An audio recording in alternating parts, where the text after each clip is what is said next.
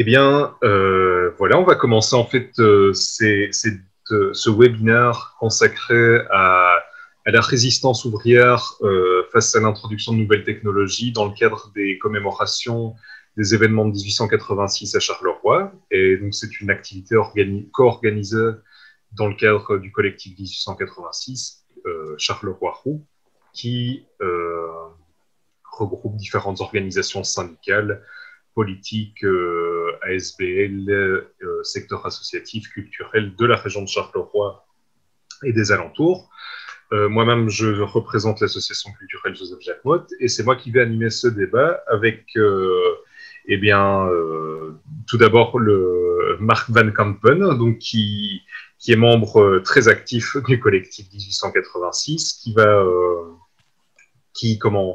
est formateur, comment tu me corriges, hein, Marc, si je dis une bêtise, au niveau des formations du PTB pour tout ce qui est relatif à l'histoire ouvrière. Et Guéric Bosmans, donc, qui est conseiller au service d'études de la Centrale Générale de la FGTB, qui lui va expliquer un peu les questions contemporaines relatives à l'introduction de nouvelles technologies et au combat syndical, une question d'actualité, surtout à l'ère du télétravail généralisé. Et je tiens aussi à remercier mon collègue Thomas qui est en coulisses et qui se charge de tout ce qui est service technique et sans qui tout cela ne serait pas possible. Et je vous souhaite à tous d'ores et déjà une bonne soirée. Avant toute chose, avant de laisser la parole à Marc, qui va revenir sur le volet historique et les événements de 1886, vous pourrez poser des questions dans les commentaires de la vidéo sur le Facebook Live, et elles remonteront vers nous, et dans la mesure du possible, on les posera aux intervenants dès que ce sera possible. Bonne soirée. Alors Marc, je te laisse la parole. Et n'oublie pas de partager ton PowerPoint. Voilà. OK. Donc, je commence. En fait, je vais faire mon exposé à partir d'un PowerPoint qui s'appelle La lutte paye, euh, où je détaille beaucoup le développement historique de cette émeute de 1886. Mais donc, je vais reprendre ce PowerPoint, mais en insistant sur d'autres points et évidemment en ne parlant pas trop en détail, sinon ça nous prendrait plus que mes 40 minutes. Donc j'ai mis quatre dates, 1885, 1886, là en plus gras parce que 1886, euh, c'est la fameuse année des émeutes, puis 1893, 1894 qui sont des événements importants de la lutte ouvrière avec, dans les deux cas, 86 et 93, ce sont des luttes qui aboutissent à des victoires. Hein. C'est pour ça que ça s'appelle la lutte paye. Et donc, je voudrais passer à l'image suivante, mais je ne sais pas comment on fait. Voilà. Euh, je suis bloqué à cette image-là. Alors, je vais faire comme c'est. Y a-t-il quelqu'un qui peut me dire comment je peux parce que j'appuie sur mes flèches, mais ça ne marche pas. Ah, c'est un autre problème. Ça, mais je vais peut-être essayer de, comme tu m'as envoyé ton PowerPoint, je vais essayer de le lancer depuis mon écran et on va voir si c'est faisable. Tu sais éventuellement, avec la souris, J'ai pas de souris. tu Oui, n'as pas, j'ai ça. et tu as une molette sur ta souris éventuellement. Mais j'ai pas de souris. Moi, Et si tu cliques avec ta souris, cliquer quoi? ben, tu cliques et normalement ça devrait, c'est ce que le service technique me dit. Mais je n'ai pas de souris, j'ai un portable, c'est un truc qui est au milieu là. Ben, et tu sais cliquer dessus, Oui, je comme sais un clic gauche. gauche ou droite.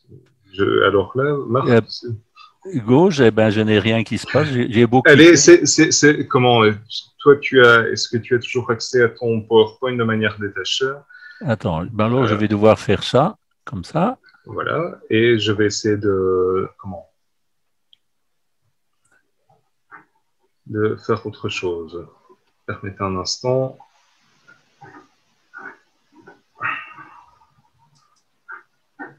Ça, c'est un truc qui Ce sont les aléas du direct, ce sont des Oui, choses qui mais c'est arrivent. un truc qui m'est déjà arrivé et ah oui, ce que je faisais, c'est retourner sur la position avant de faire le diaporama, cliquer sur la suivante, Et attends, Marc, est-ce qu'on peut essayer peut-être d'avancer sur... Enfin, je vais essayer de régler le problème, mais si tu sais avancer sur l'exposé, oui, donc, même si nous, on ne voit pas encore pour le moment le... oui, donc en fait, je voulais situer un peu la Belgique avant les événements de 1886.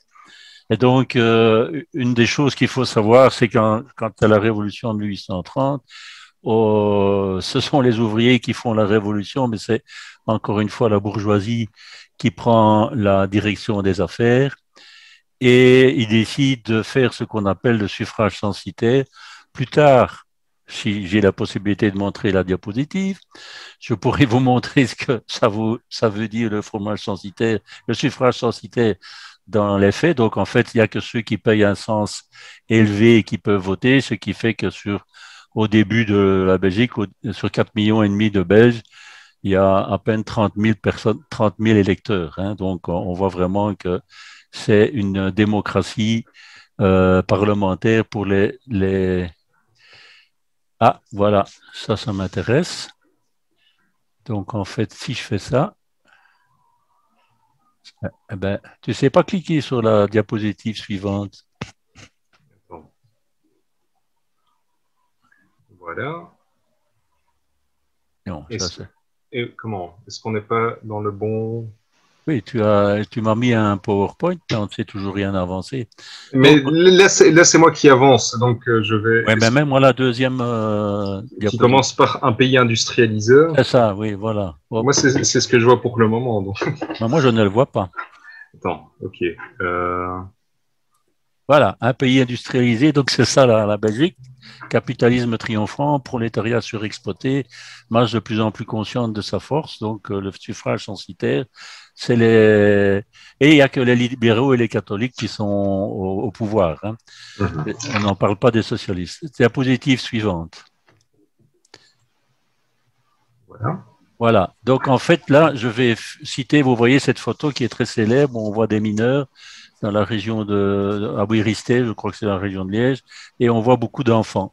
Donc, en fait, j'ai quand même envie de citer Jean Puissant, et ça a un rapport d'ailleurs avec sans doute ce que Guéric va évoquer à propos des techniques. Le développement du capitalisme industriel très rapidement sous le contrôle de quelques grandes banques, favorisé par l'existence et l'exploitation de ressources énergétiques abondantes, donc le charbon entre autres, fait de la Belgique la seconde puissance industrielle du monde au milieu du 19e siècle. Donc nous sommes là avec une des bourgeoisies les plus avancées du monde, puisqu'il n'y a que la plus avancée, c'est l'Angleterre, et puis après, c'est la Belgique. Et c'est un pays au tissu industriel, aux moyens de communication très développés. Donc, mais la rapidité de cet essor du point de vue industriel va, comme conséquence d'un point de vue social, c'est dû à la possibilité d'exploiter une main-d'œuvre abondante et active. Il y a beaucoup d'habitants en Belgique déjà à ce moment-là, au kilomètre carré, hein, la densité de la population, et jusqu'en 1914.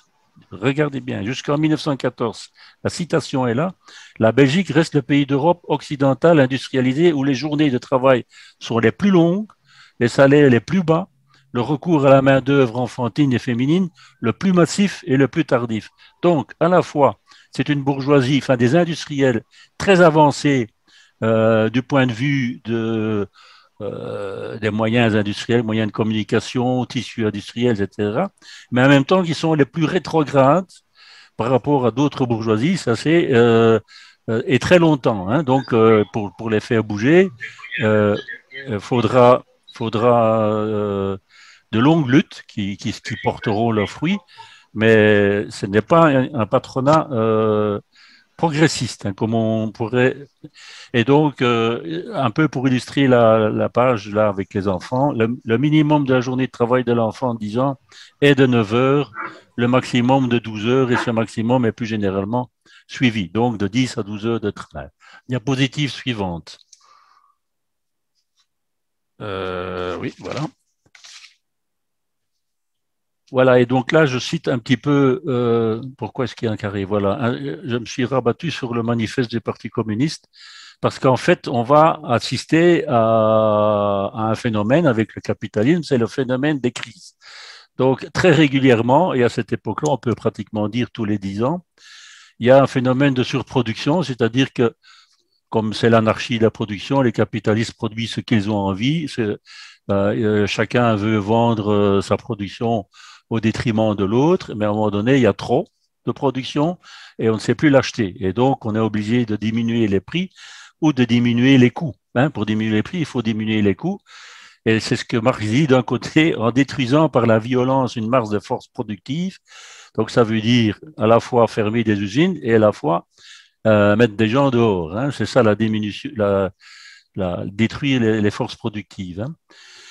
Et donc, c'est ça que l'on appelle des crises. Donc, il n'y a plus moyen, il n'y a plus de travail, il y a trop de production, on ne sait plus produire, on ferme des usines, on diminue les salaires, beaucoup de chômage. Et là, on parle de la machine. Le perfectionnement constant et toujours plus rapide de la machine rend la condition de l'ouvrier de plus en plus précaire. Donc, pour améliorer son problème de production, la bourgeoisie, c'est aussi la révolution, c'est une révolution industrielle, c'est une révolution, c'est le machinisme. Donc, la bourgeoisie essaye de perfectionner régulièrement les méthodes de production. Et les collisions individuelles entre l'ouvrier et le bourgeois, dit Marx, prennent de plus en plus le caractère de collision entre deux classes. Et les ouvriers commencent par former des coalitions contre les bourgeois pour la défense de leur salaire. Et ils vont jusqu'à constituer des associations permanentes pour être prêts en vue de rébellions éventuelles. Et ça et là, la lutte éclate en émeute. Donc, Marx explique très bien que les ouvriers vont se tourner vers l'organisation, donc les syndicats. Et il le résume très bien. Le progrès de l'industrie substitue à l'isolement des ouvriers, résultant de leur concurrence. Au début, les ouvriers se font concurrence entre eux pour avoir le boulot. Je vais travailler pour moi. Et si tu me prends, j'accepte un salaire moindre. Ça, c'est les débuts. Et à un moment donné, ils vont se rendre compte que l'association, que s'associer est beaucoup plus productif, je dirais, pour eux-mêmes que de se battre l'un contre l'autre, que de se concurrencer. Et alors, donc, voilà, on peut passer, ce qui me permet de faire la transition à la diapo numéro 5. Ah, mais tu n'as pas le bon PowerPoint, cher ami. Il manque une diapositive, mais sans rien. Je vais en parler sans la... non, non, tu vas trop vite. Tu vas trop vite. Tu es trop loin. Mais c'est la précédente. Voilà, et on s'arrête là et je vais parler de la diapositive qui manque parce que j'avais rajouté deux ou trois images. Et donc, en fait, euh, cette idée de faire des associations va donc créer des syndicats, va arriver la création d'un syndicat et je vais parler particulièrement d'un syndicat qui va jouer un rôle dans ces événements de 86, c'est l'Union verrière. Donc, en fait, à un moment donné, les verriers, qui sont très nombreux dans la région de Charleroi, vont constituer un des premiers syndicats. Ce sera en 1882, donc 4 ans avant les événements, et dans lesquels on verra Albert Delwart, Oscar Faller, Xavier Schmitt. Par exemple, Delwart est un ouvrier verrier qui a aussi fait partie de l'Association internationale des travailleurs. Donc, il est très actif dans l'idée d'organiser les travailleurs et pour aboutir finalement à la création de l'Union verrière en 1884. Il sera lui aussi emprisonné un petit peu en 86. On lui impute aussi la responsabilité des événements. Et donc, cette Union verrière, elle va avoir des succès assez vite. Par exemple, en 84, à peine formée, il y a déjà une mini-crise, on ferme 40 fours sur 200, des ouvriers au chômage, et il y a une grève qui est lancée par l'Union verrière, Et après un long affrontement, les patrons cèdent. C'est la victoire de l'Union verrière qui passe de 1500 à 2700 adhérents. Vous voyez. Donc là, les ouvriers sont en pratique devant l'intérêt de s'organiser en syndicat. Et au début de 86, on voit dans la presse socialiste, donc en fait, un an avant les événements, en 85, est fondé le POB. J'en parlerai plus tard aussi, mais le POB est l'ancêtre du Parti socialiste, Parti ouvrier belge. Et donc, il n'y a encore aucun élu de socialistes à cette époque. Il faudra attendre 1894. Mais ces militants socialistes sont actifs. Et entre autres, le journal Le Peuple, ils se rendent compte, ils écrivent des articles où ils dénoncent les diminutions de salaire dans les usines de Charleroi, etc. Et l'Union verrière organise des meetings à Jumet, où Jules Destrée, militant socialiste de Charleroi, va parler, et le 26 février à Dampremy, où c'est le député bruxellois Jean Wolders, enfin, le militant socialiste, il n'est pas encore député, qui va prendre la parole. Donc, les socialistes jouent un rôle pour conscientiser politiquement. Tu peux, cette fois, passer à la diapositive suivante. Et donc, là, on voit, ça, c'est une diapositive qui montre le début de cette lutte. En fait, il y a une crise partout, pas seulement en Belgique, en France, où il y a aussi des luttes et des morts, en Angleterre, etc. Et donc, ce qui se passe en Belgique, c'est que un groupe d'anarchistes à Liège écrit: est-ce qu'on va continuer à laisser nos femmes et nos enfants sans pain quand les magasins regorgent de richesses que nous avons créées? Donc, il faut savoir qu'il y a aussi une crise alimentaire. Hein. Les prix de la farine, du blé, donc du pain augmentent. Et donc, non seulement ils n'ont pas de travail, mais pour manger, ça devient extrêmement pénible pour les travailleurs.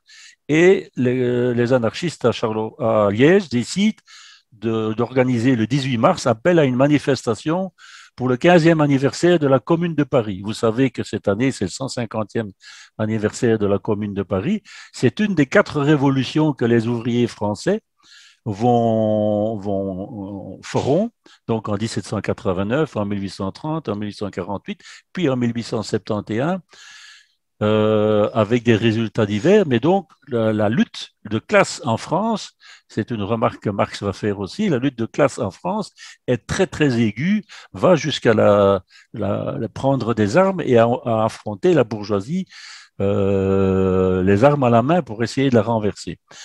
Et ça a provoqué de 17 000 à 20 000, 30 000 morts, souvent exécutés dans la rue. Enfin, c'était un massacre abominable.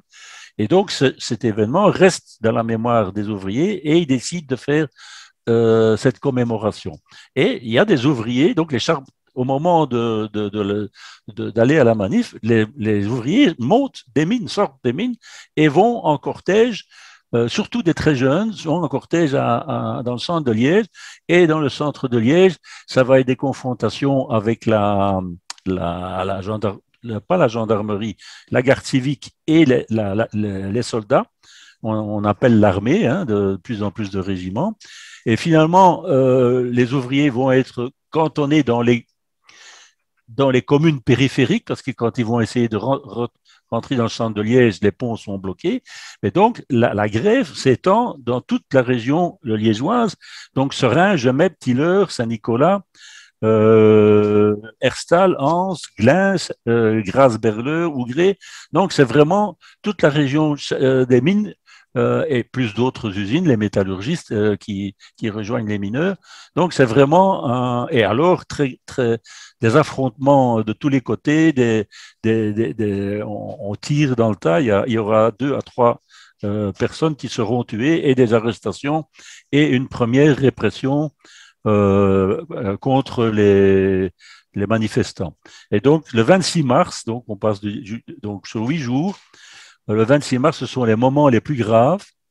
Et dans la semaine qui suit, à Liège, ça décroît. Et donc, tu as bien fait de mettre la diapositive de Charleroi, parce que jusque-là, rien n'avait bougé. Et le 25 mars, Là, ça commence à bouger à Charleroi. Les ouvriers d'une mine de Fleurus remontent en disant que leur paye, ils ont eu des coupes, une coupe dans leur salaire et ils ne sont pas contents. Ils sortent et ça va être la tradition, en tout cas dans la région de Charleroi. Je ne sais pas si c'est comme ça à Liège, mais c'est d'aller c'est la deuxième fois qu'ils le font, en 67, 68, ils l'ont déjà fait, c'est d'aller de mine en mine, de commune en commune, de mine en verrerie, de mine en laminois, etc.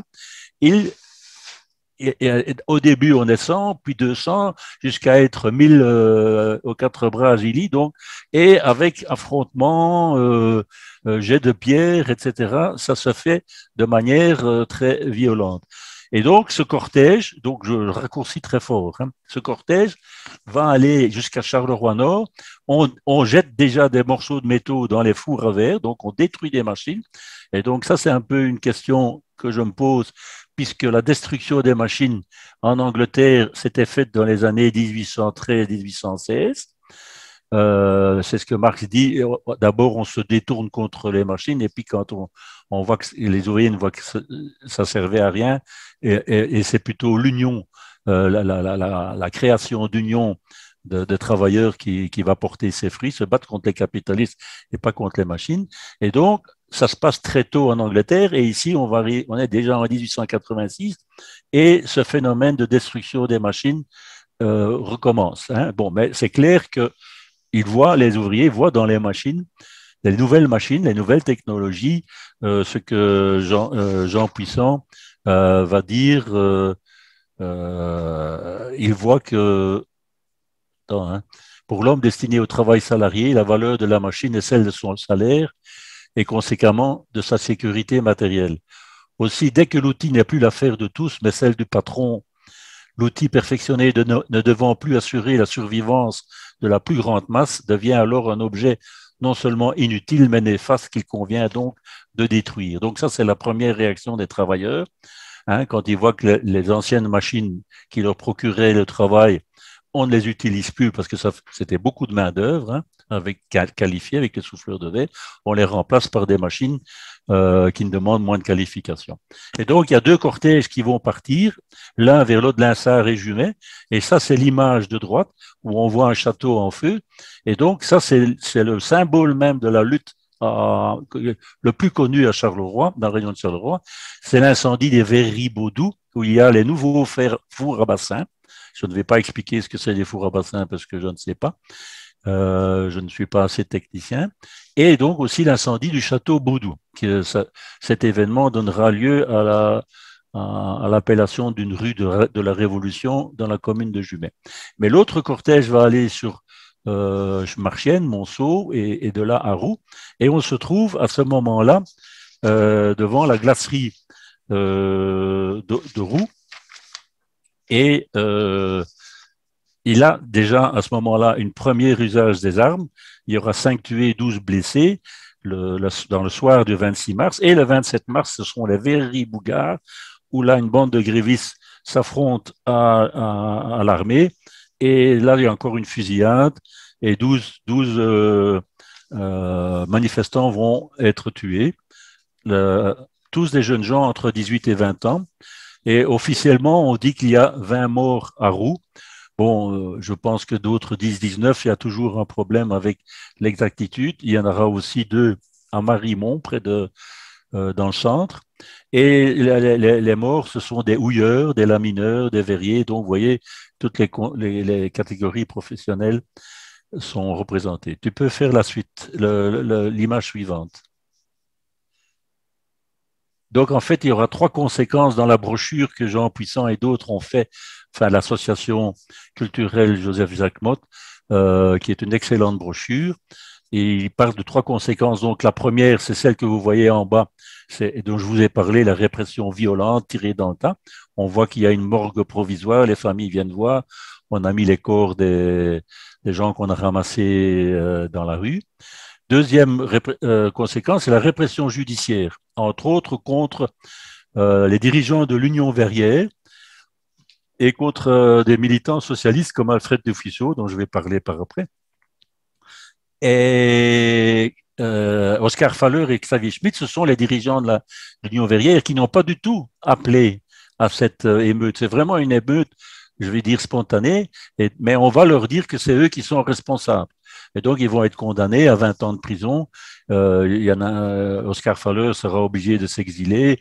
Après, il y aura une amnistie, mais enfin, il va devoir retourner aux États-Unis et mourir là-bas. Donc, on est sans pitié contre. Et en fait, c'est une attaque délibérée contre l'Union ouvrière. Les patrons veulent détruire cette puissante organisation et donc il y a aussi énormément d'ouvriers. Hein, il y a 21 ouvriers qui sont inculpés. Les condamnations vont à 2 années de travaux forcés à perpétuité ou à 15 ans de travaux forcés. Donc, ce sont des condamnations très lourdes. Et à côté, vous avez Édouard Ansel, qui est un Gantois, un Flamand, et qui déjà va être condamné pour plusieurs raisons. D'abord parce qu'il a traité le roi Léopold II de Volksmoordenaar, ce qui veut dire assassin du peuple, et qui a aussi fait un appel dans le Vooruit, le journal socialiste flamand, d'inciter les parents des soldats envoyés à Seraing et dans le Hainaut à empêcher leurs enfants de faire aux grévistes wallons une guerre fratricide. Donc lui aussi, il sera condamné. Et alors, il y aura Alfred de Fuisseau, qui est un Borin, et qui a écrit un catéchisme. Et ça, donc, j'ai une image pour ça. Fais une fois voir la suivante. Non, je pense que ne montre pas la suivante. Parce que, oui, ben on va rester sur là, reste sur celle-là. Donc, en fait, De Fuisseau a écrit un catéchisme du peuple. Ceux qui ont fait une formation catholique savent ce qu'est un catéchisme. C'est un truc qu'on étudie un petit peu par cœur et qui est fait de questions et réponses très simples. C'est destiné à un public ouvrier qui est en grande majorité illettré. Et donc, ceux qui savent lire le lisent aux autres, mais c'est très populaire parce qu'il y aura 200 000 exemplaires qui vont être diffusés, hein, en tout cas en Wallonie. Voilà. Alors, donc, revient à la diapositive précédente. La troisième conclusion, c'est ce qui est écrit là. Donc, la bourgeoisie se voit obligée. Quand elle voit ça, elle dit c'est bien la répression judiciaire et par les armes, mais ça ne suffit pas, parce que sinon ça va se reproduire. Et donc on instaure une commission d'enquête désignée sous le nom de commission du travail en avril 1886. Et là, on voit que il y a des grandes déclarations. Il faut savoir que ceux qui feront partie de cette commission sont surtout des parlementaires et des industriels. Et ça sera d'ailleurs très critiqué par les socialistes.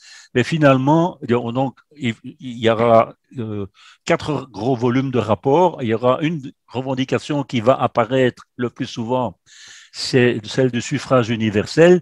Mais finalement, quand on fait la clôture des travaux, il y aura 16 rapports finaux avec 16 propositions de réglementation. Le suffrage universel ne sera pas compris dans ces réglementations, donc il sera balayé.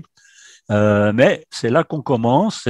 Ces rapports vont servir de socle aux premières propositions de loi qui vont améliorer, je dirais, le sort de la classe ouvrière. Ce sont des premières améliorations modestes, mais sans la lutte de 86, on n'aurait même pas eu ça. Donc, en fait, entre 1887 et 1894, des lois sont votées et je signale qu'il n'y a toujours pas de députés socialistes. Hein. Ce sont des députés bourgeois qui votent, obligés par les circonstances. Et donc, on voit bien que c'est la pression de la rue, c'est la pression ouvrière de la lutte qui a fait ça. Donc, on interdit le truck system, c'est-à-dire c'est un moyen utilisé par les patrons. Attendez, j'ai mon papier qui est tombé par terre. Utilisé par les patrons pour soutirer du fric des ouvriers, c'est-à-dire qu'il y a des magasins dans les entreprises, surtout dans les mines. On va se procurer ce qu'on a besoin pour manger dans ces magasins. Quand il y a la quinzaine, on retire le contenu de ton ardoise, ce qui réduit déjà ta quinzaine, surtout que les prix sont plus élevés dans ces trucs-là que que dans le commerce normal. Donc, il y a aussi des conseils de l'industrie du travail, une loi sur l'insaisibilité des salaires, une loi sur le travail des femmes et des enfants dans les mines, etc., etc. Et donc, Jean Puissant fait remarquer que toutes ces lois qui ont été votées montrent bien que c'est dans les conditions mêmes d'existence de la masse de la population que résident des causes profondes des troubles. Donc, les conditions de vie et de travail des ouvriers à l'époque, et des ouvrières à l'époque sont tellement terribles, c'est aussi très bien décrit dans un des articles de la brochure, mais je ne vais pas entrer dans les détails, que ces troubles ont provoqué cette révolte, et donc la bourgeoisie est très clairement, se sent très clairement menacée. La suite, suivant. Ça sera très court parce que c'est juste un clin d'œil à l'actualité. Donc, vous vous rappelez les statuts de Léopold II qu'on a renversés. Et sur Wikipédia, on dit, sous le règne de Léopold II, on a obtenu, il a fait obtenir des lois sociales. Il n'en est absolument pas responsable, on est bien d'accord. Hein? Ça, c'est ce qu'on essaye de nous faire gober. Mais là, il y a deux caricatures de l'époque, ce sont des caricatures socialistes. Et donc, la fameuse pyramide à renverser, qui est une copie d'un modèle anglais, la tête au-dessus, c'est celle de Léopold II. Donc, les socialistes veulent bien, sont bien dans le fait de renverser le capitalisme, enfin de s'opposer au capitalisme. Et le chef de tout cela, c'est Léopold II. Et en bas, quand on tire sur les ouvriers, on a un Léopold II serein, bien calme, qui applaudit à ces massacres. Et le dernier clin d'œil, c'est pour dire que celui qui a commandé les troupes de répression s'appelle Van der Smissen. Pour ceux qui se rappellent le commissaire Van der Smissen, ils n'ont aucun lien de famille, mais l'histoire fait parfois des hasards comme ça. Il a fait carrière en Algérie et au Mexique, donc il s'est fait la main contre des populations colonisées. Et en fait, ce qui est intéressant, c'est que son déclaration à un échevin de Charleroi, en 86, il dit « La garde civique est tenue de faire feu sans sommation sur les émeutiers et il faut donner des ordres en conséquence. Je sais que c'est illégal, mais je me moque de la légalité. On m'a envoyé ici pour rétablir l'ordre et je le rétablirai par n'importe quel moyen. » Tu peux passer à la suivante. Alors voilà ce qui se passe avec donc 1885, la fondation du POB. Je montre la maison à droite, c'est la maison du Cygne, où a été sous la grande place de Bruxelles, où a été fondé ce POB, mais dans lequel qui servait déjà de lieu de réunion pour des syndicats et aussi du temps de Marx pour l'Union des ouvriers allemands. Marx a participé dans cette maison à des conférences, des réunions et des fêtes de Nouvel An. Donc, à l'époque, la place de Bruxelles n'était pas du tout une place touristique, mais quasiment tous les cafés étaient fréquentés par des ouvriers et servaient à faire des réunions syndicales, etc. Et alors, à gauche, vous voyez ceux qui ont fondé ce parti. Et un historien du Parti socialiste dit qu'on a convoqué toutes les associations ouvrières du pays, 59 seulement ont répondu, des syndicats, des coopératives, des mutualités, des ligues ouvrières, des gens de tous les coins de Belgique. Et il y a eu une petite discussion sur est-ce qu'il faut dire socialiste ou pas. Et donc, les représentants wallons disaient que ça allait effrayer les ouvriers. Le représentant flamand qui avait déjà créé un premier parti socialiste belge qui va disparaître, se sont finalement laissés convaincre et donc c'est devenu Parti ouvrier belge et pas, mais ce sera quand même l'ancêtre du Parti socialiste plus tard. Et donc la revendication principale est celle du suffrage universel. OK. Voilà. Et d'ailleurs, une première manifestation pour le suffrage universel était prévue en juin 86. Elle est annulée à cause des événements, elle est interdite à cause des événements de 86. Et donc, vous voyez ici toute la propagande qui est faite pour ce suffrage universel. À gauche, dans toutes les communes, on fait des pétitions. Il y a une manifestation avec un serment de se battre jusqu'à l'obtention du suffrage universel. Et vous avez le journal Le Peuple qui en fait sa une. Hein, donc, le suffrage universel reste la revendication politique qui va traverser toute l'histoire du mouvement ouvrier jusqu'en 1918 certainement. La page suivante, vous voyez là deux autres militants. Donc le fameux Alfred de Fuisseau avec son catéchisme du peuple, hein, et vraiment donc ça a été le genre la manière dont on fait la propagande pour bien montrer l'importance que les socialistes donnaient au suffrage universel. Les questions sont de ce genre-ci. Que faut-il donc pour faire d'un esclave un homme libre? Question. Réponse, il faut lui donner le droit de vote, c'est-à-dire établir le suffrage universel. Question, qu'est-ce que le suffrage universel? C'est le droit pour tout citoyen, mâle et majeur, de désigner son député en lui donnant en mission de faire des lois pour les travailleurs. Donc c'est très simple, mais donc on martèle le suffrage universel et ça rentre dans la tête des ouvriers. Je ne vais pas parler de Célestin d'Amblon, ça, je rentrerai dans des détails, mais c'est un personnage intéressant. Tu peux mettre et donc, en fait, le fameux serment des manifestants de 1890, c'est de dire qu'il faut recourir à la grève générale s'il n'y a pas d'autre moyen d'aboutir. Et donc, il y a un congrès extraordinaire en 1991 qui confirme hein, la grève, l'option de la grève générale si nécessaire. Et ça va jusqu'au point qu'en mai 1891, les mineurs déclenchent une grève générale des mineurs avec 100 000 grévistes, mais pas pour des augmentations de salaire ou pour la journée de travail, pour l'obtention du suffrage universel. Les ouvriers se mettent en grève générale pour une revendication politique, et laquelle, celle qui est martelée depuis le début, celle du suffrage universel. Donc, en fait, ça fait pression quand même sur les parlementaires bourgeois qui décident de faire une chambre constituante. Il faut savoir que pour changer la loi sur le suffrage, il faut changer la Constitution. Donc, il faut d'abord qu'on élise une chambre qui soit constituante. Bon, c'est le cas. Et donc, on espère chez les socialistes que ça va permettre un changement dans la législation. Et donc, en 92, Noël 92, congrès extraordinaire du POB, 625 délégués, grève générale immédiate au cas où la constituante, donc le nouveau Parlement, rejette le suffrage universel. Et c'est effectivement le cas. La constituante repousse le suffrage universel le 11 avril et le soir même, c'est la déclaration de grève générale. Mineurs, métallurgistes, ouvriers du textile, toutes les industries de base sont en lutte. Il y a aussi des incidents violents. Une femme tuée à Jolimonde, 5 tués à Borgerhout, et alors des mineurs borains. Donc ici, on parle de 16 morts dans la région de Mons.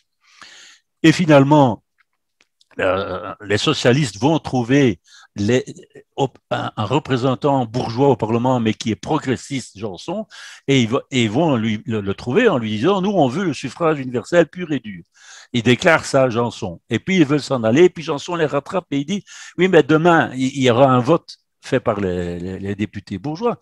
Et s'ils votent pour le suffrage universel plural ?» tempéré par le vote plural. Qu'est-ce que vous faites? Vous serez encore en grève? Et à ce moment-là, Voldès répond non, on arrête la grève tout de suite. Mais on continuera à faire la propagande pour le suffrage universel pur et simple. Donc, c'est un peu, au lieu de continuer la pression de la rue, ils acceptent cette première option, cette première mouture de suffrage universel. D'ailleurs, on va le voir on va voir la diapositive suivante. Et voilà. Donc, en fait, le suffrage censitaire, il est très bien représenté par la diagramme de gauche. Donc, en bleu, c'est le nombre d'habitants. Et en rouge, que vous ne voyez quasiment pas, c'est le nombre d'électeurs. Et le maximum d'électeurs qu'on a eu, c'est en 1892, à cette époque-là, c'est 2,25% des habitants de Belgique. Donc, c'est vraiment un parlement oligarchique, c'est-à-dire un parlement où ce sont les riches qui gouvernent. pointe à la ligne, c'est clair et net. Donc, on appelle ça un régime parlementaire. Ben, voilà. Et donc, le vote plural, ça veut dire quoi? Eh bien, comme vous voyez, il y a des gens qui ont une voix, des gens qui ont deux voix. Donc, en fait, tout citoyen âgé de 25 ans, donc les jeunes ne votent pas. Je signale aussi que les femmes ne votent pas. Et donc, une voix supplémentaire est attribuée au père de famille à condition qu'il paye au moins 5 francs de contribution. Et aussi aux citoyens qui, sans être père de famille, possèdent des immeubles, donc c'est le propriétaire, il a une voix supplémentaire. Et puis aussi, le père de famille qui remplit ces conditions dispose de 3 voix, enfin bref, comme le porteur d'un diplôme d'enseignement moyen ou celui qui a occupé une fonction publique, enfin bref, et alors on montre même le gros Richard qui a un ventre tellement gros qu'il doit avoir une brouette pour la porter, qui a 4 voix. Donc on voit qu'ils ont peur, les catholiques et les libéraux ont peur de la loi du nombre. Ils se disent que si c'était un homme, une voix, on va avoir un déferlement. Et donc, ils se disent que comme ça, on tempère le risque de voir arriver les ouvriers. Et donc, l'autre diagramme, c'est toujours en bleu le nombre d'habitants, en rouge le nombre d'électeurs, et en vert, vous avez, ça correspond au nombre de voix. Et pourquoi y a-t-il une différence? Ben parce que dans les électeurs, il y en a qui ont pu voter 2 fois ou 3 fois. Donc, mais on voit quand même que il y a et ça se fait jusqu'en 1912, les dernières élections avant la guerre 14.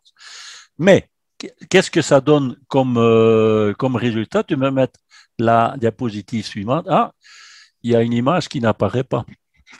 C'est pas grave, je l'explique. Donc, en fait, en 1894, les premières élections au suffrage universel tempéré par le vote plural, il y aura 28 élus. Et donc, en fait, dans le carré que vous ne voyez pas, ou vous ne voyez pas, il y a le portrait des 28 élus. Donc, on passe de 0 à 28. C'est une victoire incontestable. À côté, vous avez quatre dirigeants socialistes qui ont été élus, dont Jules Destrée et Van der Velde. Et donc, il faut se demander, si on avait eu un homme, une voix, combien de représentants ça aurait fait. Mais déjà, avec ce système-là, malgré le fait que c'est plural, et donc les socialistes n'ont pas présenté des candidats dans tous les arrondissements. Et alors, ce qui est à remarquer, c'est que des Flamands qui étaient pratiquement sûrs de ne pas être élus dans leur région, eh ben, on va leur permettre de se présenter. Donc, par exemple, Ansel, c'est un Gantois qui sera élu député à Liège. Van der Velde, qui est un Bruxellois, sera élu à Charleroi. Louis Bertrand, bruxellois néerlandophone, va être élu à Soigny. Donc, vous voyez qu'à cette époque-là, il n'y a pas de problème à l'intérieur du parti entre Flamands et Wallons. Hein. Ce qui est intéressant, c'est de faire voter, de faire élire des personnages, des militants en vue. Hein. Donc, la lutte, cette grève générale a vraiment payé. La surprise est totale. Hein.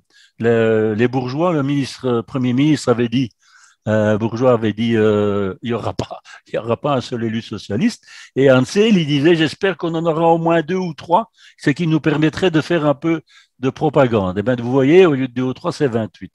C'est clairement une victoire. Il y a aussi des ouvriers qui sont élus. C'est de là que vient la revendication d'avoir une indemnité parlementaire. Hein. Sinon, voilà, tu passes à la suivante. Et c'est le grand oubli de cette campagne pour le suffrage universel, c'est évidemment les femmes. Et même en 1918, après la guerre 14, à cause justement de la peur de la révolution, les ouvriers vont finalement avoir le suffrage universel pur et simple, donc un homme, une voix. Quelques femmes pourront voter parce qu'elles seront veuves de guerre, mais les femmes seront clairement mises sur le côté, soi-disant que enfin, elles sont considérées comme des analphabètes politiques. Quoi, hein. Et du côté socialiste, c'est pas très pas très joli, hein, leurs arguments. Et donc, les femmes vont continuer à faire la propagande pour le suffrage universel. La femme, la Clara Zetkin, c'est une militante socialiste qui va être d'ailleurs à l'initiative de la journée des femmes le 8 mars. Et alors, j'ai mis une affiche de propagande électorale de 1949, date l'année où les femmes vont avoir le droit de vote, qui est une affiche socialiste qui dit 60 années d'action socialiste. C'est un peu fort de café, je dirais, alors que pendant ces 60 années, ils n'ont pas fait grand-chose pour œuvrer à ce que les femmes puissent voter. Et donc, les femmes ont aussi un argument. Pendant la résistance, elles ont pu se battre. Les femmes ont le droit de mourir, mais pas de voter. Voilà. Je termine là mon exposé. J'ai été peut-être un petit peu à l'arrache, mais j'espère que cela vous a... Mais donc, ma question qui s'adresse peut-être à l'autre, c'est cette histoire de retard. Mais je ne sais pas si c'est dans son sujet, ce retard de destruction des machines si tard dans le siècle, alors que ça avait eu lieu bien plus tôt en Angleterre. Voilà. Ça m'a toujours titillé, mais j'ai jamais eu la réponse. Voilà, je laisse la parole. Alors, déjà, merci Marc d'être resté dans les clous, à 2 minutes près. Donc, voilà, je pense que ça mérite d'être. Mais j'espère que j'ai été clair. Oui, mais je pense que ça va laisser un espace pour les questions et éventuellement le débat après. Donc, apparemment, on m'a indiqué qu'il y avait quelques petits problèmes techniques lors du début de la diffusion, mais que normalement c'est réglé maintenant. Vous inquiétez pas si vous avez raté le début, ça a été enregistré, donc il y aura moyen de se rattraper ensuite. Mais donc voilà, n'hésitez pas aussi à poser vos questions sous le chat. Ce que je propose, c'est qu'on donne la place à Guéric pour qu'il puisse présenter son exposé, qu'on rassemble les questions pour les deux intervenants à la fin. Donc, Guéric, toi, si je vais rappeler que tu es... excusez-moi, je suis agressé par mon chat. C'est un des grands classiques des visioconférences. Tu travailles pour le service d'études de la Centrale Générale. Et en fait, on t'avait déjà invité au niveau de l'association Jacques Motte pour évoquer ces questions de nouvelles technologies et de résistance syndicale. Je te laisse la place. Merci. On m'entend bien ? Ok, super. Bonsoir à tous, bonsoir à toutes. Donc moi, je vais essayer de faire une présentation plus axée sur le contemporain. Donc merci Marc pour le rappel historique. J'ai fait des études d'histoire à la base, moi, donc ça m'a un peu rafraîchi. Ça m'a rafraîchi plein de choses. Merci pour ça. Et effectivement, François l'a rappelé, j'étais déjà venu parler de tout ça à l'association Joseph-Jacques Motte il y a 5 ans. Alors, à l'époque, le débat s'appelait « La technologie contre les travailleurs », point d'interrogation. Maintenant, on est passé à « Nouvelles technologies et résistance ouvrière ». Le point d'interrogation a disparu. Voilà, c'était pour la petite anecdote. Pour commencer, peut-être... Tu ne peux pas me faire un café, Catherine? Pardon, excusez. Oui, Marc, si tu peux couper ton micro. Ouais, c'est fait. Donc oui, juste deux dernières petites choses avant de commencer. Donc la Centrale Générale est une centrale professionnelle de la FGTB. On regroupe les travailleurs de plein de secteurs différents, notamment de la construction, notamment de tous les secteurs des matériaux de construction, donc ciment, béton, bois, tout ça, mais également pas mal de secteurs industriels, dont la chimie et le pétrole, par exemple des secteurs de services, comme le nettoyage ou les coiffeurs et les coiffeuses, et également certains nouveaux secteurs ou secteurs de services plus précaires, tels que les titres-services ou l'intérim. Voilà, pour dire un peu d'où je parle et ce que fait ma centrale. Alors, peut-être juste pour cadrer un peu le débat et mon intervention, on On parle de beaucoup de choses quand on parle de nouvelles technologies. Il y a plein de différents termes et concepts qui circulent. On entend parler de digitalisation, de robotisation, de numérisation. On parle d'Internet des objets. On va parler d'industrie 4.0. On va parler, donc il y a plein de choses différentes et qui interviennent dans le débat. Également que les innovations technologiques, les nouvelles technologies sont présent dans un peu tous les secteurs, mais c'est variable selon les secteurs. Donc, ce n'est pas le même débat dans les secteurs industriels comme le verre, par exemple, dont Marc a parlé pour l'exemple 1886, ou dans des secteurs de services comme le nettoyage, dans des secteurs de la logistique ou dans toutes les nouvelles formes d'emploi qu'on peut observer comme les coursiers à vélo ou des choses comme ça. Donc, c'est quelque chose de vraiment très large. Et donc, moi, je vais essayer de me concentrer sur ce qu'on observe dans les différentes entreprises actuellement. Et donc, c'est essentiellement les technologies liées au développement d'Internet, des réseaux et des technologies mobiles. C'est ce qui concerne l'intelligence artificielle, c'est l'Internet et l'Internet des objets. C'est également tout ce qui est automatisation, robotisation. Et je pense qu'on peut toucher un mot également, vu le contexte du développement du télétravail et du travail à distance, qui est quelque chose qui est en train de se développer pour les raisons qu'il ne faut pas expliquer actuellement. J'ai envie également d'éviter de rentrer dans un discours qui soit trop catastrophiste ou trop rassurant. Moi, je pense personnellement que l'évolution technologique en soi, ça ne veut pas dire grand-chose et c'est pas une question d'être pour ou contre l'évolution technologique. Je pense, et je vais essayer d'axer mon exposé là-dessus, ce qui me semble important, c'est le lien entre l'évolution technologique et les changements socio-économiques et organisationnels dans le monde du travail. Donc, je ne pense pas qu'une technologie soit mauvaise en soi. Je pense qu'une technologie, ça dépend beaucoup de ce qu'on en fait. Et je vais essayer de donner des clés pour réfléchir un peu là-dessus. Peut-être également faire un petit rappel historique, et Marc a évoqué ça également. Je n'ai pas de réponse à la question que tu poses, Marc, sur pourquoi il y a des révoltes, la révolte des Luddites au Royaume-Uni au début du 19e siècle. Pourquoi ça vient plus tard en Belgique? Je n'ai pas d'explication là comme ça.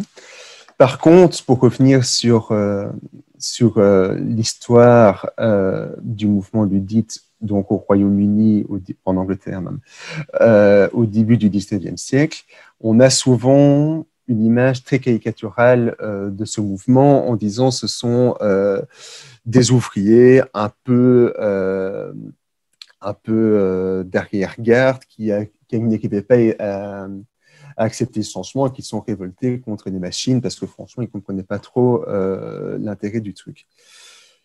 Quand on fait l'histoire, et l'historien anglais Eric Hobsbawm a un peu fait l'histoire de ça de manière très sérieuse, on se rend compte que le mouvement luddite n'est pas quelque chose de binaire et que ce n'est pas nécessairement une opposition à la technologie ou aux machines, aux nouvelles machines à l'époque en tant que telles, mais c'est plus un débat sur ce que les machines font au travail, aux travailleurs, et sur l'utilisation qu'on peut faire de ces machines.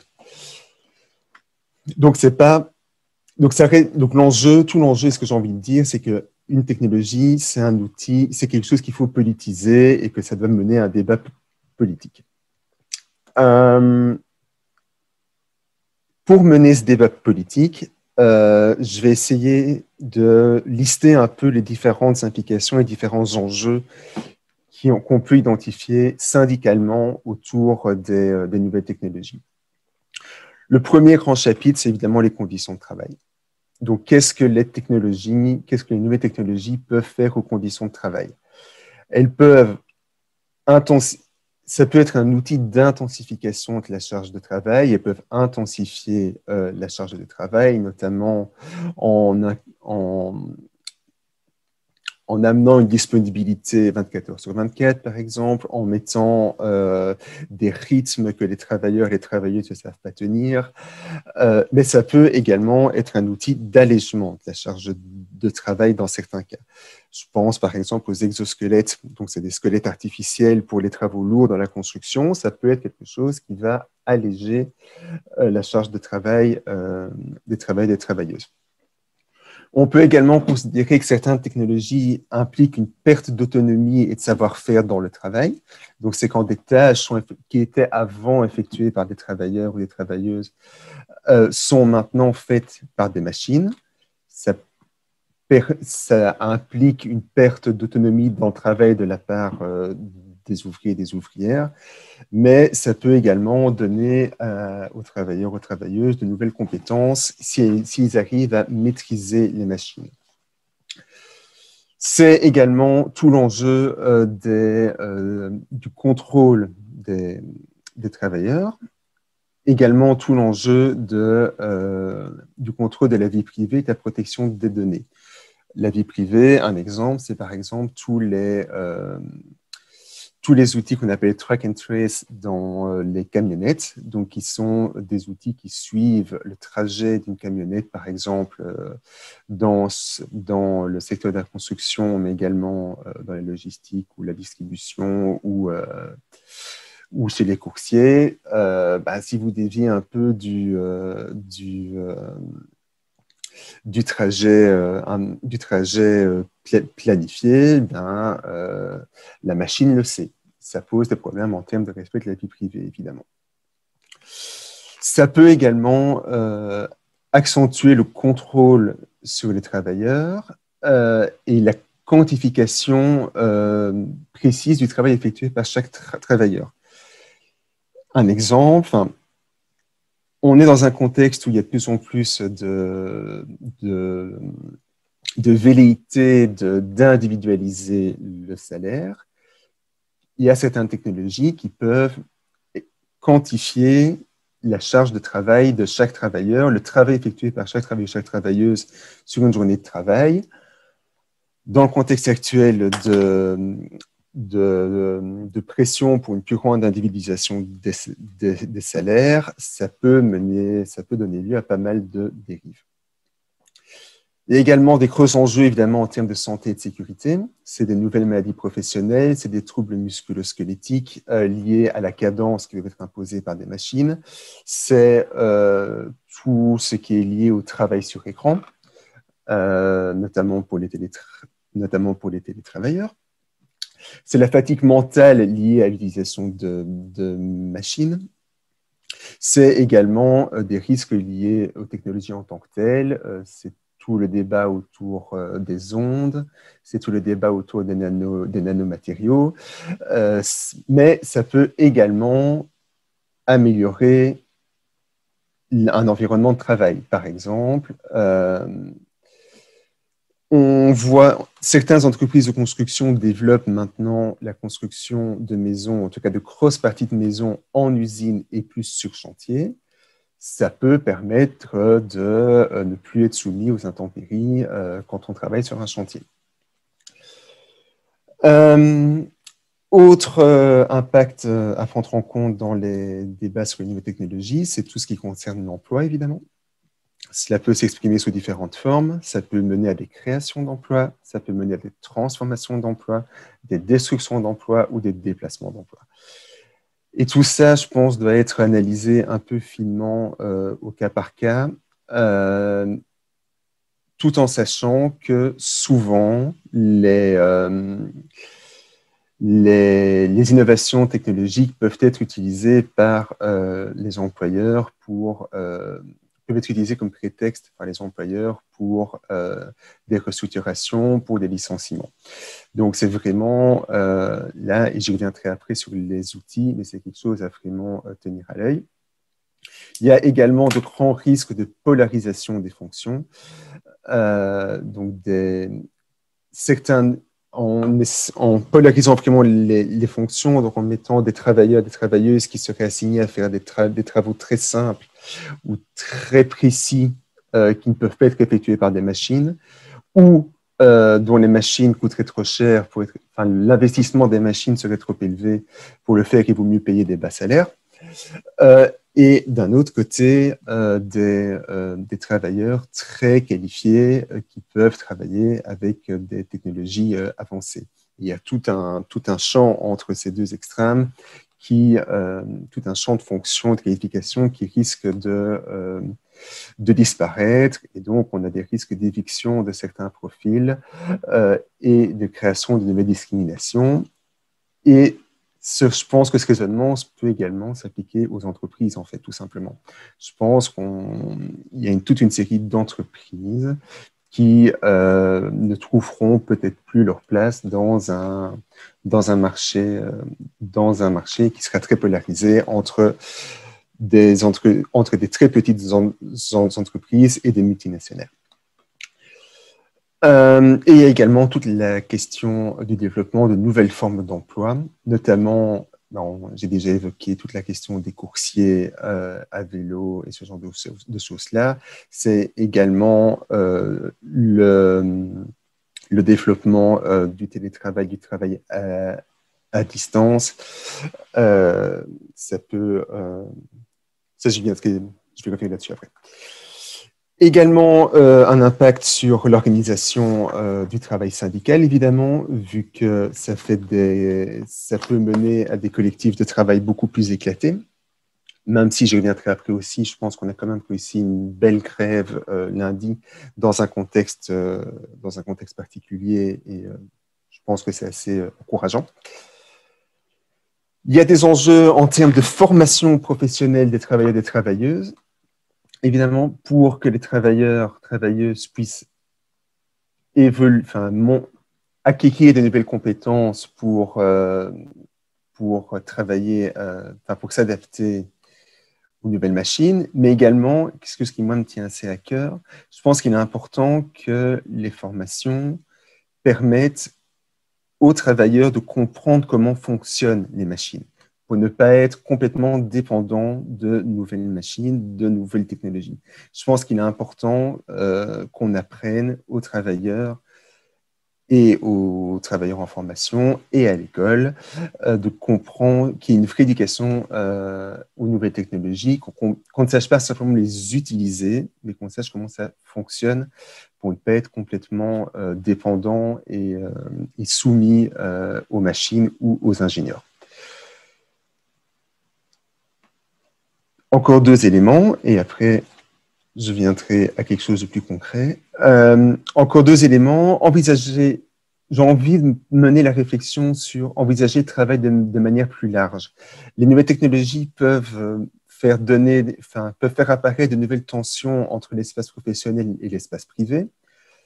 Là, je suis théoriquement en temps de travail, je suis à la maison. Hein, c'est quelque chose d'un peu compliqué parfois avec les nouvelles technologies, mais c'est également des questions d'identification de l'employeur quand le travail se fait à distance ou en ligne. C'est la mise en concurrence de travailleurs au niveau mondial. Il y a tout un marché. On est sur quelque chose de très spécifique, mais il y a tout un marché de travail en ligne pour les traductions, par exemple. Par exemple, si demain, Marc, tu veux faire le même exposé en hongrois pour un syndicat ou pour des militants hongrois demain, je suis sûr que sur Internet, tu peux faire traduire le PowerPoint en hongrois pour demain matin. Et ce sera fait par une armée de traducteurs hongrois-français qui travailleront pour quelques dollars pour faire ce PowerPoint, le traduire en ligne. Donc, il y a toutes ces nouvelles formes-là qu'il faut prendre en compte. Et enfin, il y a toute une réflexion à avoir sur le travail gratuit. Le travail gratuit, c'est quoi? C'est par exemple l'exemple classique, hein, c'est quand vous allez à la caisse, quand vous allez au supermarché et que vous allez aux caisses automatiques, quelque part, on travaille en tout cas, on prend le travail, on fait une action qui est normalement effectuée par une salariés. Et donc, on permet d'économiser le salaire de la travailleuse derrière la caisse qui aurait dû faire ça. Est-ce qu'en tant que consommateur dans un supermarché, du coup, on fait un travail gratuit? Je pense que oui. Il y a également d'autres formes beaucoup plus contemporaines du travail gratuit. Je pense que là, cet événement est retransmis sur Facebook. Facebook, qui n'est pas spécialement une SBL philanthropique, a accès à toutes les personnes qui se sont inscrites à cet événement sur Facebook. Facebook sait qui est intéressé par cet événement et va monétariser cette information. Par de la publicité ciblée, par des choses comme ça. Et donc, quelque part, on crée de la valeur qui va être captée par une entreprise privée. C'est quelque part du travail gratuit.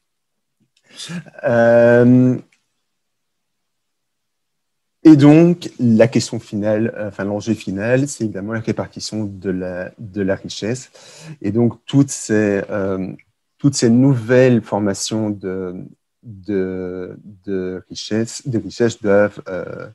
doivent quelque part revenir à ceux et celles qui les produisent. Alors, pour terminer, j'ai un peu réfléchi à comment concrètement politiser cette question des nouvelles technologies dans le monde du travail et en entreprise. Donc, ce que je vais dire là n'est pas... c'est vraiment toujours à l'état de réflexion chez nous. Donc, c'est une réflexion individuelle et collective. C'est des débats qu'on a au niveau des organisations syndicales, au sein de la Centrale Générale, au sein des fédérations européennes. J'ai essayé de faire un peu une synthèse des différents débats et des différentes questions qu'on peut se poser par rapport à une nouvelle technologie quand elle arrive dans une entreprise. Donc vraiment, comment politiser cette question et refuser le déterminisme qui dit, l'espèce de pensée déterministe qu'on entend souvent, qui dit que la technologie est bonne, l'évolution technologique est bonne par nature et qu'il n'y a qu'à s'y adapter et que refuser une nouvelle technologie, c'est être des vieux syndicalistes rétrogrades. Et voilà, donc je pense que la situation est un peu plus compliquée que ça. Et donc, il me semble que face à une technologie nouvelle, il faut se poser une série de questions. Et la première question qui me semble la plus fondamentale, c'est quelle est la finalité de la technologie nouvelle. Donc, face à une nouvelle technologie, se demander simplement pourquoi elle est là, pourquoi on propose de l'instaurer. Et en gros, en tout cas quand ça vient d'une proposition patronale, il y a généralement 3 grandes possibilités. La première, c'est augmenter la productivité. La deuxième, c'est optimiser les processus. La troisième, c'est réduire les coûts. Voilà. Là, généralement, quand une entreprise quand un employeur propose une technologie, généralement, c'est pour poursuivre un ou plusieurs de ces objectifs-là. Je pense qu'on doit vraiment poser cette question-là très concrètement, à quoi va servir cette nouvelle technologie. Deuxième enjeu, deuxième question à se poser, c'est comment, si la technologie est en application, c'est comment garantir un contrôle humain sur cette technologie, comment promouvoir l'autonomie des travailleurs et des travailleuses dans les interactions avec cette technologie. Donc, comment ne pas être complètement dépendant de nouvelles machines, de nouvelles techniques. Et là, je reviens à ce que je disais au début sur la nécessité de se former pour comprendre comment fonctionnent les machines. Je pense que c'est vraiment important. Ensuite, évaluer les impacts de ces technologies sur un peu tous les points que j'ai listés avant, donc conditions de travail, emploi, santé, sécurité, compétences, respect de la vie privée, tout ça. Une fois qu'on a fait ce travail-là, on peut réfléchir à fixer des limites et des frontières à l'utilisation d'une nouvelle technologie, jusqu'où on va la mettre en œuvre. Et ensuite, et le plus important, réfléchir à ce que ça implique en termes de redistribution des richesses. Donc, poser la question de quelles sont les économies que cette nouvelle technologie permet de réaliser pour l'employeur. Ça peut être des économies en termes de personnel, mais ça peut être aussi des économies en termes de coûts énergétiques, par exemple. Une nouvelle technologie peut faire diminuer la facture énergétique de l'entreprise. Est-ce que ça ne peut pas donner quand même lieu à des augmentations de salaire pour les travailleurs? Quelles sont les nouvelles compétences que cette technologie demande pour les travailleurs et les travailleuses, et est-ce que ces nouvelles compétences devraient donner lieu à des augmentations de salaire? Ça, moi, petite parenthèse, c'est un truc qui me fascine toujours dans les débats sur la formation professionnelle, c'est qu'on scinde toujours les débats compétences-salaire alors qu'ils me paraissent assez liés. Fin de la parenthèse. Et donc, voilà, je pense qu'il faut se poser toutes ces questions-là face à une nouvelle technologie, que ça permet de reprendre, ça peut nous aider, nous, travailleurs, organisations syndicales, à reprendre le contrôle de l'évolution technologique dans le monde du travail. Et dernier point que je voulais aborder, c'est la nécessité de réfléchir également à de nouvelles formes d'action sur base de ces nouvelles technologies.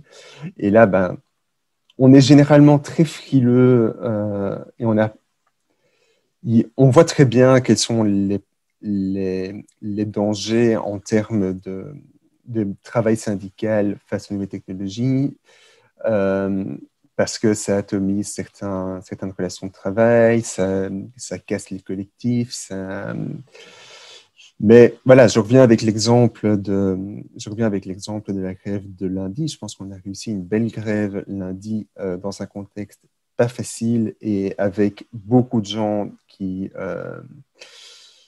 ne pouvaient pas se rassembler voire qui n'étaient pas sur les lieux de production. On a quand même réussi à mener cette grève, donc je pense que ça doit nous encourager à être un peu positifs, enthousiastes pour mener des nouvelles formes d'action dans un contexte changeant. Voilà, j'espère que je n'ai pas été trop long. Pas du tout, merci Garrick, c'était très clair. Alors, je vais commencer par vous remercier tous les deux, et les commentaires qui me parviennent de la part des participants à ce débat sont unanimes pour vous remercier pour votre clarté et vos explications. Voilà, merci. Alors, je vais commencer par une première question qui nous vient de Fotula, qui est une question très centrée sur ce que tu viens de dire, Garrick.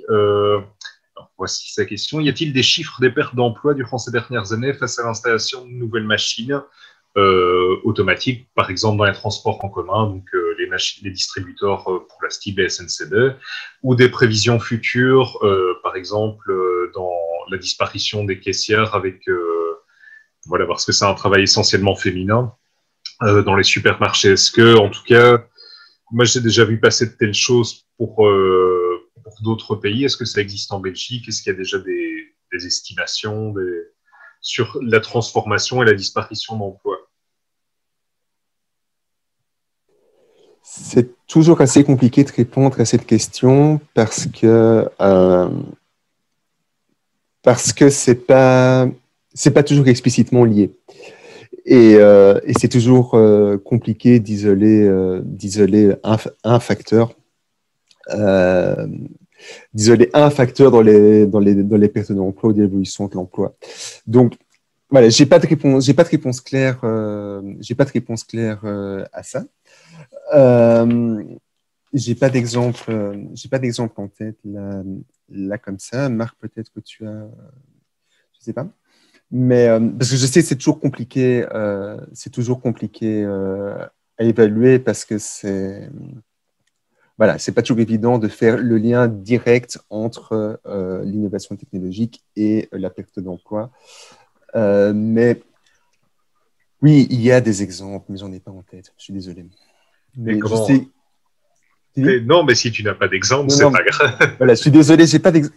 Peut-être que ça me reviendra pendant... Mais comment je mettrai aussi sur la page des événements et dans les discussions une série de ressources d'orientation bibliographique qui pourront aider à saisir cette question-là. Hein.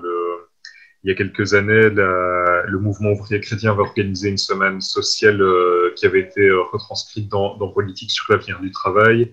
La FGTB Yashui Wahem avait sorti une publication aussi, Vivre à l'ère d'Uber et d'Atlas, Progrès aux régressions, qui traite de ces questions-là.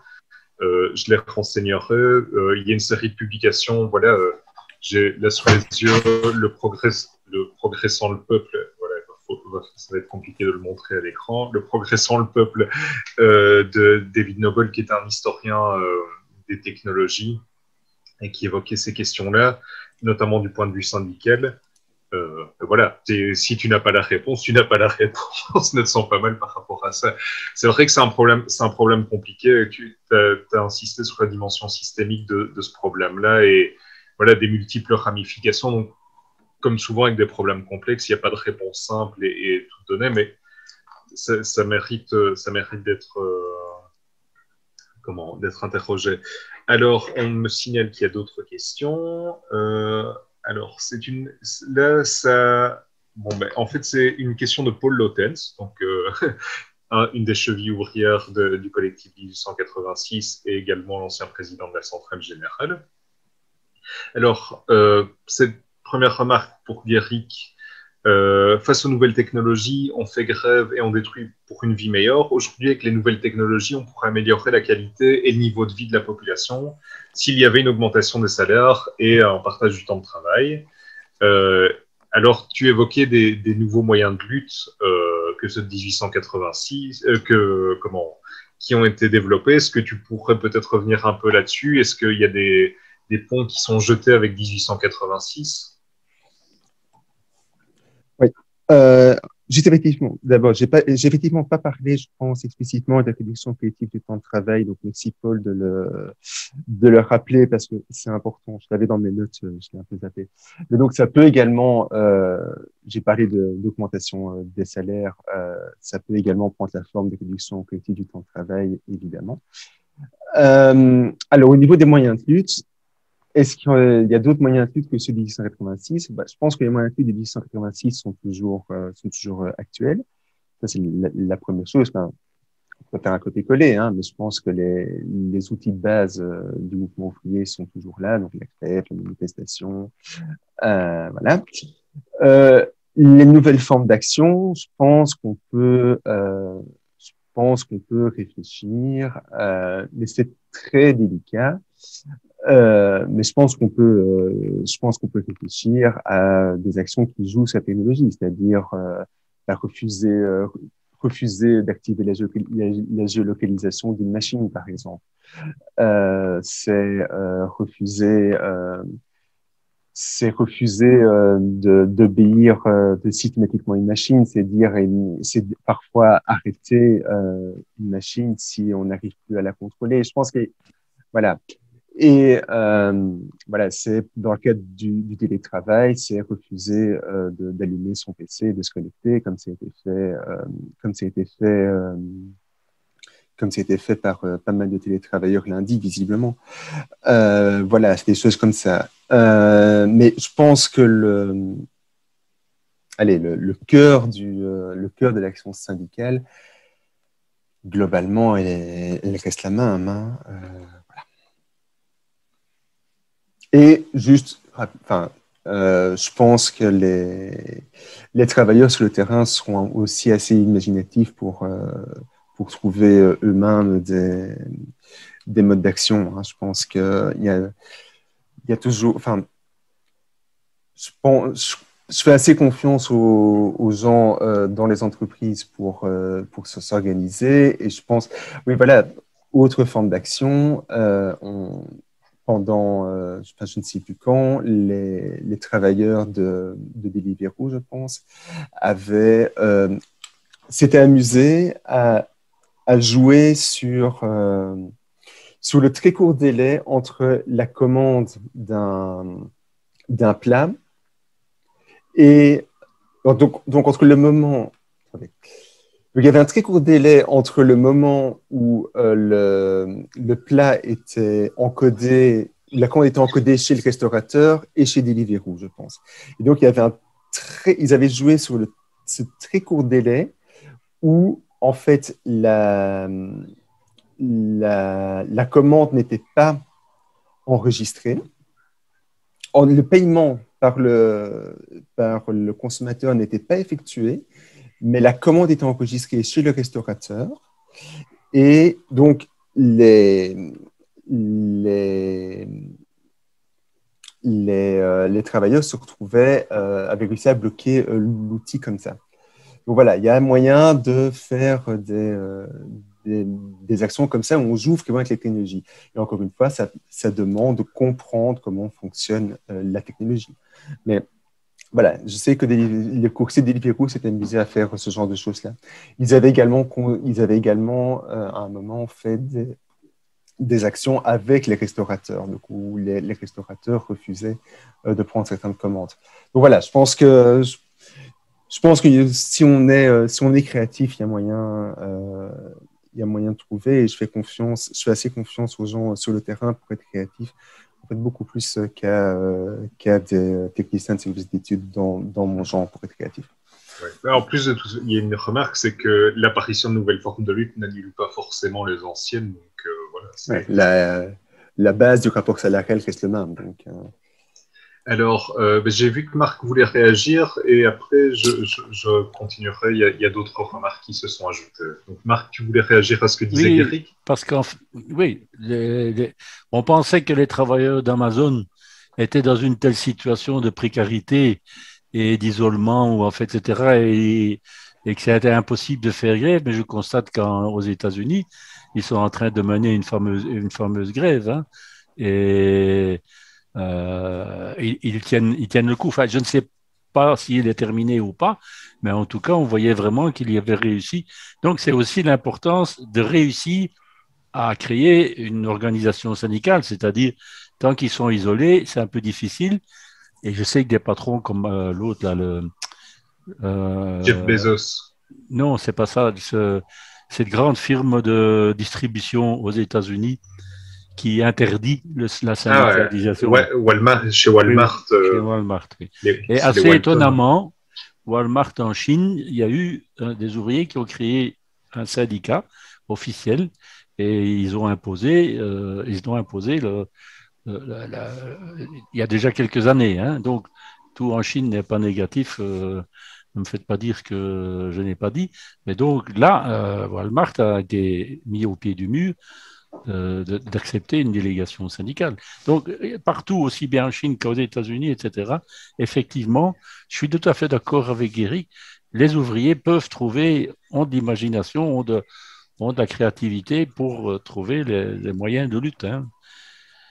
Faut pas dire c'est foutu, hein, maintenant c'est plus, hein, ça c'est pas vrai. Hein, non, parce que déjà la réflexion sur comment l'introduction de nouvelles technologies qui serait une espèce de frein aux luttes sociales, elle est là depuis le 19e siècle, depuis l'émergence des mouvements syndicaux et politiques progressistes tels qu'on les connaît aujourd'hui. Donc voilà, il faut s'adapter, il faut trouver des nouvelles. Mais je pense pas. Enfin, vous avez bien tous les deux souligné qu'à chaque fois les mouvements sociaux ont réussi à s'adapter avec parfois un temps de latence. Et puis après, voilà, la lutte continue, heureusement. Alors, il y a deux autres remarques. L'une de Francine Boll, donc, qui a été intégrée en fait via la question de Paul Lotens sur la question de la réduction collective du temps de travail, et donner un exemple relatif au secteur des typographes. Mais après, elle a apporté une question de résistance face aux effets écologiques, et ce qui me permet de rebondir sur un débat, sur une autre question qui porte sur l'introduction de la 5G, donc qui pose une série de questions aussi sur les lieux de travail. Hein. C'est un élément, donc on ne va pas rentrer ici dans le détail, mais c'est vrai qu'au-delà des aspects purement liés au travail, aux effets sur le travail, l'introduction de nouvelles technologies, elles ont aussi des effets dérivés et indirects sur l'environnement. Alors, je dis pas que c'est le cas ici, mais voilà, c'est aussi une question à prendre en compte au niveau des organisations de travailleurs. Quand on parle de bienfaits des nouvelles technologies, c'est vrai que ça, on a peut-être, enfin, c'était pas vraiment l'objet non plus, mais ça méritait d'être souligné. S'il n'y a pas d'autres questions, si vous n'avez pas d'autres remarques. J'ai vu que Paul Lotens avait posé une question à Marc. Ah, voilà, autant pour moi, Marc, dans le fil. Voilà, c'est vrai. Les patrons verriers ont pu faire appel à l'armée, à la justice et aux lois pour réprimer la révolte. Et en plus, ils n'ont pas été indemnisés pour la destruction des machines. Enfin, voilà, n'ont-ils pas été, indemnisés pour la destruction des machines, usines et châteaux par les communes, sur le dos de la collectivité. Alors, ben oui, c'est vrai que ça permet de faire de poser la question de la répression à l'époque et un peu d'une justice de classe, d'une justice à deux vitesses. Et donc, en fait, que les dégâts causés par la révolte de 1886 ont quand même été épongés par la collectivité et par les travailleurs. Donc, on est dans une société bourgeoise dirigée par des bourgeois. Ils ont tous les droits, ils font les lois. Allez, les membres du jury qui ont jugé donc les ouvriers après les émeutes, ben, c'était tous des notables, c'était un notaire, c'était un petit patron, il n'y avait pas un ouvrier ou pas un salarié dans le jury. Leur conviction était déjà faite avant la fin du jugement, quoi. Donc, on est vraiment là dans... Bon, c'est aussi à ça que ça a servi les luttes, c'est d'obtenir des lois. Par exemple, les premiers prud'hommes, les premiers tribunaux du travail, ça a aussi été décidé après 1886. Donc, le fait de pouvoir être jugé avec de manière paritaire, je dirais. Hein. Je ne sais pas comment ça marchait les prud'hommes à l'époque, mais maintenant, je sais très bien parce que je connais des juges du travail. Le patron n'a pas toujours raison, hein, et heureusement d'ailleurs, hein, mais oui, ça vaut la peine de rappeler que les luttes passées ont permis quand même, enfin voilà, on vit plus en 1886 et il y a quand même si la situation n'est pas parfaite, il y a quand même une amélioration et une amélioration qui est menacée. Hein. C'est la défense les possibilités pour les travailleurs de se défendre sont constamment sous pression, mais ces luttes, elles ont quand même permis d'introduire quand même une série de progrès pour la défense des travailleurs, y compris dans l'introduction de nouvelles technologies. Hein. Il y a déjà des dispositifs qui existent dans le droit du travail. Donc, c'est pas... on n'est pas comme en 1886 sans ressources au niveau du monde du travail, heureusement. Mais c'est quelque chose à surveiller. Oui. Et certains médecins, je pense aux maisons médicales, se préoccupent aussi, par exemple, de ce que Guéric a parlé, des troubles musculo-squelettiques. Il y a beaucoup de travailleurs qui prennent un billet de malade, hein, qui se mettent sur... Et puis après, on essaie de leur dire que c'est... Mais s'il n'y a pas la médecine du travail, mais plus, et en même temps des médecins, je vais les qualifier de progressistes, qui collaborent avec les organisations syndicales pour montrer qu'en fait, il n'y a pas... Il y a d'autres affections qui concernent les gens qui sont au travail et la façon de travailler, même les nouvelles technologies, provoquent de nouveaux troubles et dont il faut tenir compte, à la fois pour les soigner, mais aussi pour essayer Guéric a parlé de comment on appelle ça, c'était ce qu'il a dit là avec pas un robot, mais les exosquelettes. Les exosquelettes. Oui, pour éviter les maux de dos, je dois dire que ça semble intéressant. Et oui, voilà, c'est toujours cette question-là qui est... Enfin, la technologie n'est pas forcément négative, mais comment on intègre ça, quelle est la démocratie? En fait, c'est la question fondamentale de la démocratie économique aussi, qui est et du contrôle ouvrier, qui est un vieux mot d'ordre des organisations syndicales, sur comment on intègre ces nouvelles technologies, pour produire quoi, pour produire comment.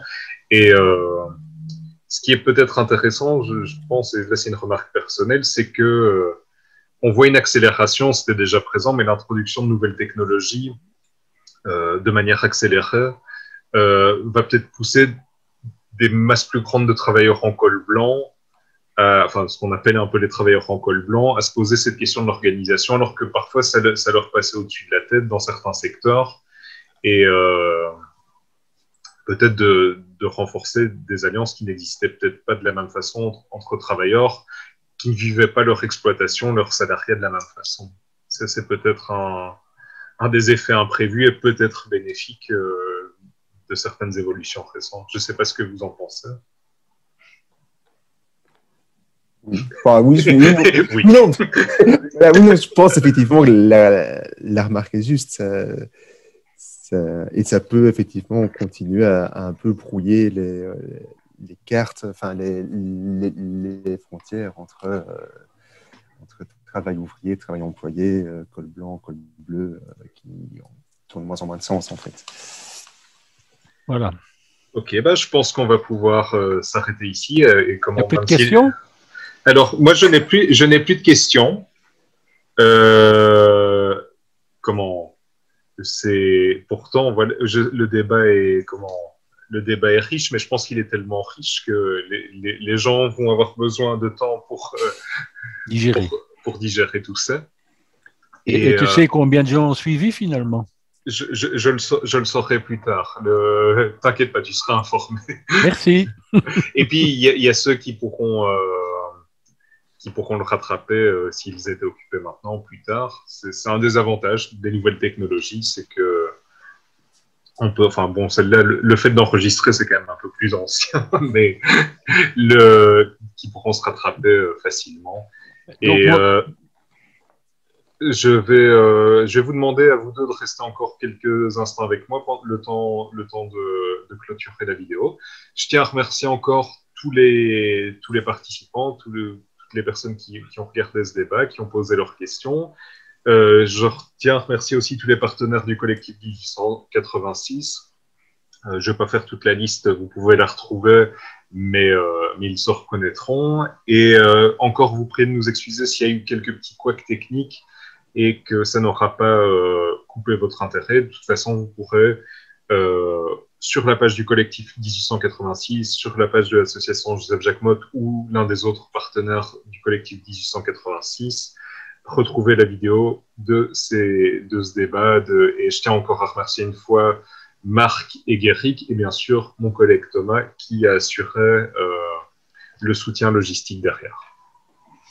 Alors, voilà, merci et bonne soirée à toutes et tous.